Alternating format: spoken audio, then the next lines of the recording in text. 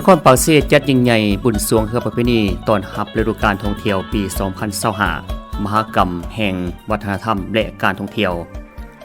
ตลอดระยะ7วันเต็มคือวันที่2ถึงวันที่8ตุลาคม2025นครปากเสียได้เต็มไปด้วยแสงสีเสียงและบรรยากาศที่คึกคืนตลอด1อาทิตย์ที่ผ่านมางานบุญประเพณีที่รอคอยที่สุดของภาคใต้ลาวบุญพระวรณาออกพรรษาสวงเครือประจำปี2025ได้จัดขึ้นอย่างยิ่งใหญ่สมการรอคอยงานนี้บ่เพียงแต่เป็นการเฉลิมฉลองวัฒนธรรมอันสวยงาม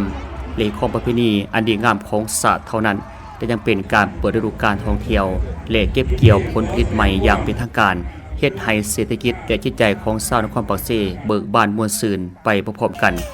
งานมหกรรมนี้ได้รวมเอาความหลากหลายของกิจกรรมไว้ในบ่อนเดียวกลายเป็นจุดดึงดูดนักท่องเที่ยวทั้งภายในต่างประเทศได้อย่างน่าประทับใจจุดเด่นของงานมหกรรมรวมมิตรหลายกว่า10กิจกรรมบรรยากาศในงานแม้นเต็มไปด้วยสีสันและความคึกคืนตลอดวันโดยมีกิจกรรมที่เป็นเอกลักษณ์โดดเด่นคือการแข่งขันสวงเครือประเพณีการประลองสีพายอย่างดุเดือดอยู่จุดปากแม่น้ำเสดูลเป็นจุดใจกลางของงานที่แสดงถึงความสามัคคี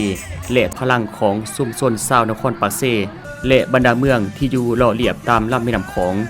พิธีทำบุญตักบาตรออกพรรษาการรักษาหีบคองประเพณีอันดีงามโดยมีชาวพุทธศาสนิกชนได้เข้าร่วมอย่างหลงหลายเพื่อความเป็นสิริมงคลขบวนแห่เครือไฟโคกและขบวนกอดกำลังต่างๆประดับไปด้วยแสงสีที่ส่องแสงสว่างไสวในยามค่ำคืนเป็นภาพที่ดึงดูดสายตาของผู้มาร่วมในงานนอกนั้นงานบุญครั้งนี้ยังเป็นเวทีใหญ่ในการขับเคลื่อนเศรษฐกิจด้วยการจัดงานวางแสดงสินค้าและตลาดนัดที่หลากหลายโดยเฉพาะสินค้า1เมือง1ผลิตภัณฑ์หรือโอดอปสินค้าหัตถกรรมที่สวยงามจากเครื่องหวายและผ้าไหมรวมถึงผลิตภัณฑ์กสิกรรมต่างๆงานนี้ได้ยังยืนถึงความอุดมสมบูรณ์ของการผลิตและหัตถกรรมลาวการเปิดฤดูกาลเก็บเกี่ยวพิเศษเป็นการยืนถึงความอุดมสมบูรณ์ของธรรมศาสตร์โดยเฉพาะในเมืองปากซองก็ได้เปิดฤดูกาลเก็บเกี่ยวผลผลิตหมากกาแฟและพืชผักต่างๆไปพร้อมๆกันนอกนี้ก็ยังมีงานคอนเสิร์ตที่ยิ่งใหญ่โดยมีเหล่าดาราศิลปินนักร้องและหมอลำทั้งภายในและต่างประเทศได้มาบรรเลงความม่วนซื่นให้กับแฟนเพลงชาวแขวงจำปาสักและนักท่องเที่ยวอย่างใกล้ชิดงานบุญพระวรณาออกพรรษาสวงเครือประเพณีที่นครปากเสียประจำปี2025ได้สิ้นสุดลงอย่างยิ่งใหญ่สมเกียรติตลอด7วันงานมหกรรมนี้ได้แสดงเห็นถึงพลังอันยิ่งใหญ่ของวัฒนธรรมลาวที่เข้มแข็งความสามารถในการส่งเสริมเศรษฐกิจผ่านการท่องเที่ยวและงานตลาดนัดวางแสดงและจำหน่ายสินค้าพร้อมทั้งยังยืนถึงความอุดมสมบูรณ์ของผลผลิตกสิกรรมภาคใต้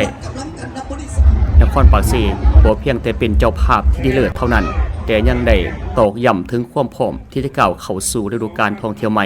ด้วยความสามัคคีและห้อยยิ้มบุญออกพรรษาสวงเรือที่นครปากเสียงานแห่งความสุขความบังคับและความหวัง